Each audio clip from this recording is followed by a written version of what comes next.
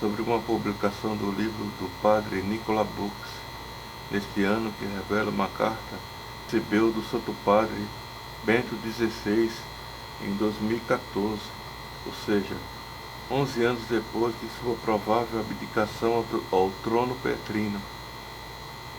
Segundo o próprio Bux, e também a divulgação que houve na mídia, o Bento XVI tinha abdicado validamente.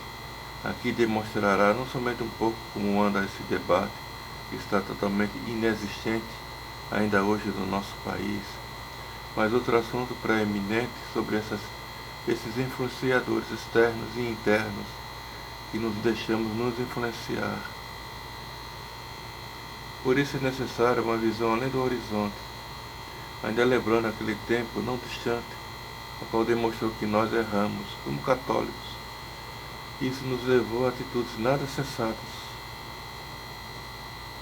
Por exemplo, muitas pessoas se intoxicaram, houve aquele mal súbito, e a narrativa até hoje continua viva, como se tem antes. Enfim, por causa da espiritualidade nossa que se revelou assim superficial. Porque ficou claro que aquele tempo foi um castigo divino, ao qual resultara essa saída do Papa da sede romana, por causa de nossas atitudes não coerentes e opostas à vontade divina.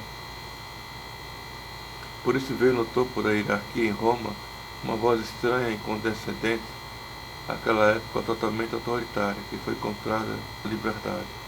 E por isso nos leva a um exame de consciência sincera e humilde sobre nossos atos e se confirmarem ou não coerentes com aquele tempo. Lembrando aqui que não se trata de uma imposição para quem escuta, e muito menos esse que vos fala não deseja ser mais apenas um influenciador, porque nós devemos discernir que Deus usa sempre os meios, mas os mesmos meios não são o nosso fim. Além disso, nós devemos saber que haverá um juízo sobre nossas atitudes, logo após a nossa morte. Não haverá esse que vos fala, nem outro influenciador para ser tanto o meu advogado, quanto o vosso advogado também diante de Deus, que é sempre justo. E isso que deveria ser a nossa obrigação, caso tenhamos consciência sobre isso, de buscarmos uma profunda reflexão sobre nossos atos, a fim de repará-los. E isso, logicamente, se revela uma busca da verdade, conforme ensina Santo Agostinho, que será um convite ao despojamento sobre nós mesmos, para depois sermos despojados com os outros. Caso nós desejamos realmente terminar bem essa nossa peregrinação terrena como católicos diante dos olhos de Deus. E aqui nós concluímos sobre essa busca, recordando novamente o bispo de Hipona. Deus é a própria verdade. A busca pela verdade é intrinsecamente ligada à busca por Deus. E somente Deus, o ser humano, encontra repouso e plenitude, pois o coração humano está inquieto até encontrar o Criador.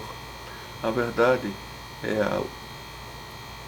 a essencial de Deus, que é imutável e eterna, e a alma, ao buscar a verdade, está, de forma inconscientemente, procurando Deus, de quem provém toda a consistência dos seres. Confissões de Santo Agostinho.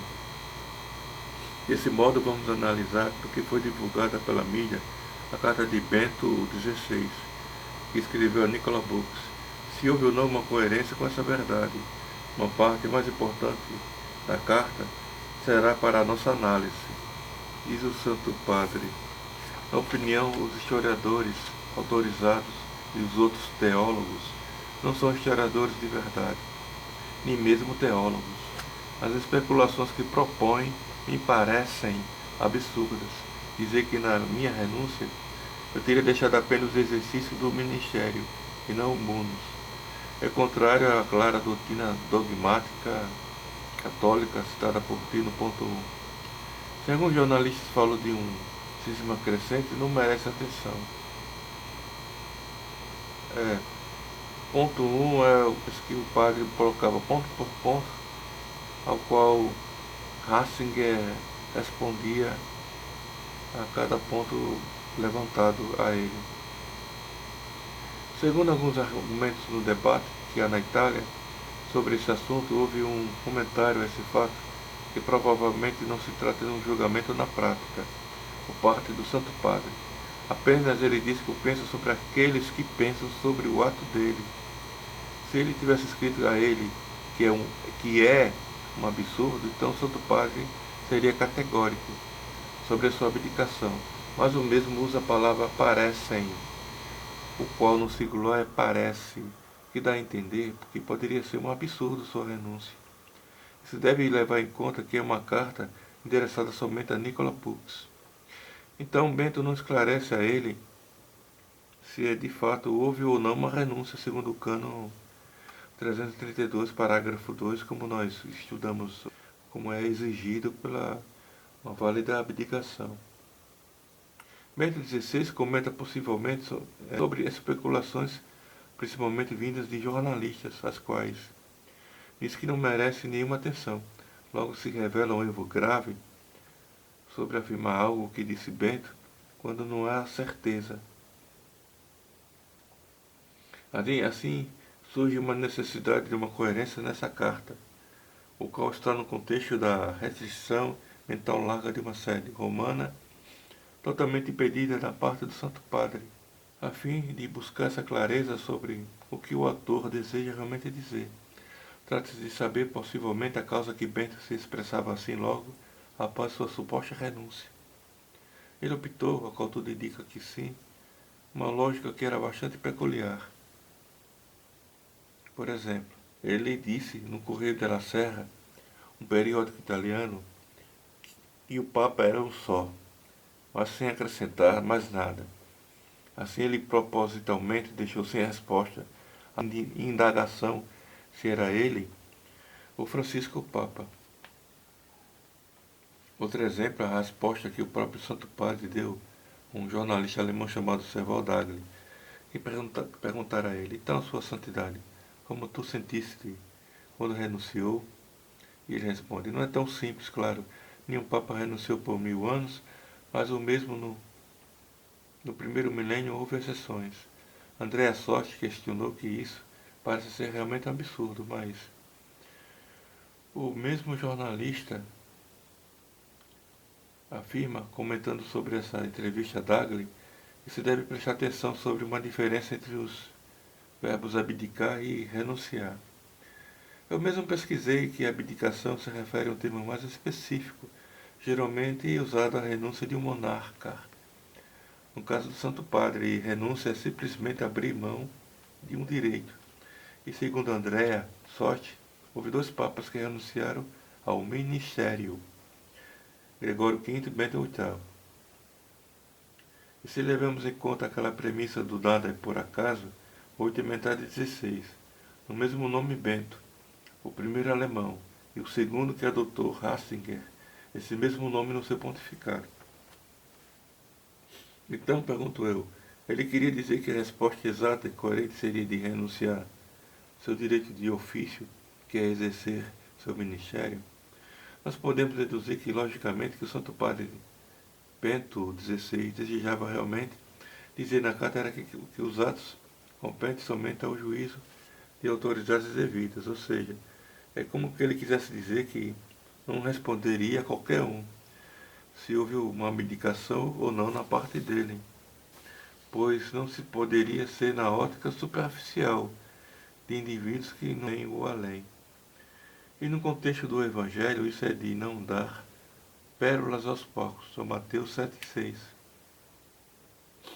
O Santo Padre nos leva a deduzir que essas autoridades devidas se tratam somente do colégio cardinalício, porque ele mesmo pessoalmente se votou a eles na enigmática declaração na língua portuguesa, aos mesmos somente a fim de compreenderem esse ato dele um dia. Por isso Bento poderia demonstrar a causa de não lhe dar um esclarecimento, e até uma aversão não sobre a pessoa do padre Bux, porém sobre essa superficialidade que leva a não compreender nada. Porque Brooks demonstra essa mesma superficialidade citada agora há pouco, que é marcante igualmente entre nós católicos, presente no movimento tradicionalista, que influencia muitos a acreditar na possibilidade de uma heresia por parte de um legítimo Papa, quando ele demonstra claramente por não entender o ato de Bento. Essa incapacidade nossa de ver além do horizonte, naquele próprio templo que demonstrou isso claramente, diante de uma indisponibilidade de reconhecer a verdade. Deixando claro aqui que não se trata de um juízo a certas pessoas ou movimentos, mas é necessário observar esses atos como nossos, como expliquei citando Santo Inácio de Loyola, a fim de que possamos somente analisar os atos como nossos também, a fim de corrigi-los sempre e reformá-los. No próprio parágrafo, na entrevista que ele concedeu ao blog, na postagem traduzida em literalmente em português, que do Maria Vale, demonstra isso. Nos últimos parágrafos da entrevista diz: outra dificuldade, diz Brooks, é então identificar os contornos exatos de uma heresia. Veja, diferentemente do passado, a teologia não é mais confiável, mas se tornou uma espécie de arena, na qual tudo o seu oposto se convergem. Então, uma vez afirmada uma verdade, sempre haverá alguém disposto a defender exatamente o oposto. Como tu podes ver, há muitas dificuldades práticas, teológicas e legais. Na questão do julgamento do Papa herético, talvez, e digo isso precisavelmente de um ponto de vista prático, fosse mais fácil examinar e estudar mais cuidadosamente a questão relativa à validade jurídica da renúncia do Papa Bento XVI, isto é, se ela é total ou parcial, na metade, como alguns disseram, ou duvidosa, já que a ideia de uma espécie de papado colegial me parece decididamente contrária aos ditames evangélicos. E essa observação de Nicolas Brooks foi depois questionada ainda mais, por causa do seu conteúdo teológico e a ausência de uma observação canônica, que levou a prejudicar sua própria integridade moral. Porque ouvimos bem, ele afirmara a Aldo Maria Vale uma necessidade de examinar e estudar mais cuidadosamente a questão, a validade jurídica da renúncia do Papa. E a postagem de Vale é datada em 13 de outubro de 2018, ou seja, algo contraditório que Brooks afirmou em 2025, deste ano, que Bento tinha abdicado numa carta endereçada a ele em 2014. Barbara Tampieri foi quem revelou essa contradição, esse debate que ocorre na Itália. No blog dela, com a postagem de 8 de agosto deste ano, como a tradução literal à nossa língua portuguesa, ao qual o título se chama O Cerne da Questão e a Nuvem Roxa sobre o Vaticano. Ela possui também um canal nessa mesma plataforma. E eu tive essa formação novamente nessa mesma plataforma através de uma postagem do jornalista Andrea Sotti. Logo, tanto Sotti quanto Tampieri afirmaram que Nicolau tinha sido desonesto na afirmação recente dele sobre uma abdicação de Bento XVI. E isso nos obriga a questionar se houve assim uma possível imposição narrativa agora, com esses mesmos influenciadores, revelando sobre essa desonestidade. Segundo os dois, por ser claramente contraditória na parte do padre, que ocorre ainda no debate na Itália, de um modo mais crescente, sobre uma legitimidade ou não de Francisco, uma espécie de papadúbios, papanulos. Logo seria uma tentativa agora de abafar em relação a esse atual pontificado. Então essa indagação será em aprofundar friamente mais o caso de onde poderia partir a origem E tudo isso porque se tornou agora uma necessidade para encontrar uma possível resposta. No exemplo da reflexão sobre a reforma litúrgica, feita antes, nós refletimos aquela afirmação de Lutero, que combatendo a liturgia, combateria assim o próprio papado. Por isso nos levou a deduzir que havia algum plano por trás sobre esses atos que se demonstraram assim revolucionários. Porque é sabido por todos publicamente, isso até mesmo entre alguns luteranos, que Lutero fazia parte da Rosa Cruz, um movimento esotérico e filosófico que influenciou até a maçonaria moderna e que influencia muitos ainda ultimamente. E houve aquela suspeita sobre Bugnini, como vimos no comentário de Andrea Tornielli, sobre aquelas duas cartas endereçadas do mesmo ao suposto grão-mestre de uma sociedade secreta, o qual revela um plano que provavelmente influenciou a reforma litúrgica. Mas como demonstrou o próprio Tornielli, independente se havia uma seita por trás de Bugnini ou não, foram os próprios atos que se fixaram as mudanças radicais que houve coesão, a mudança com esse provável plano sectário. Desse modo, nós analisaremos no próximo vídeo sobre um bispo que é ainda a principal peça influenciadora no movimento tradicionalista, embora seja falecido. Ele influencia, seja direto ou diretamente, esse mesmo movimento. Até hoje, muita gente dos católicos insatisfeitos, principalmente com essa reforma litúrgica. Mas é bom lembrar, repito mais uma vez, que o foco agora é sobre nossas ações.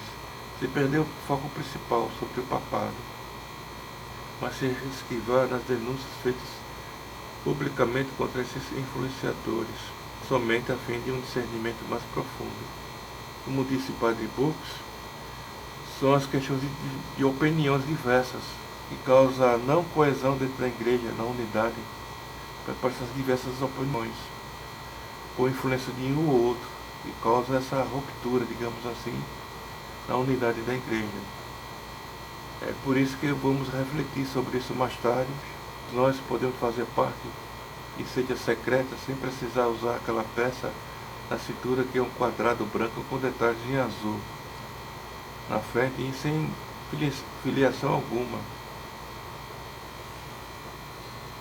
Pois, como nos lembrava bem o professor Orlando Fedeli, um ex-membro da TFP, fundador da Associação Cultural Mofor, com sede em São Paulo, baixa a nossa atenção de mente e alma e refletirá nossas ações. E esses mesmos atos serão levados em conta no dia do juízo, aos olhos de Deus. Logo, a verdade é que importa.